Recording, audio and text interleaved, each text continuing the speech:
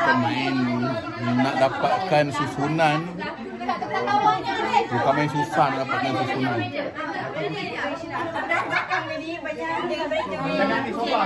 Ini baru sikit, belum lagi yang lain-lain. Ini baru yang ada.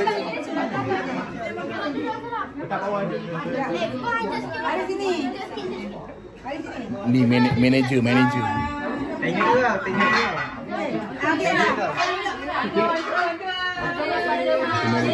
Manager Mak Lang.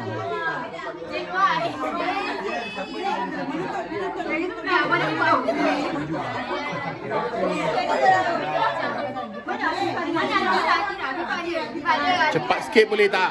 Nak kencing ni cepat.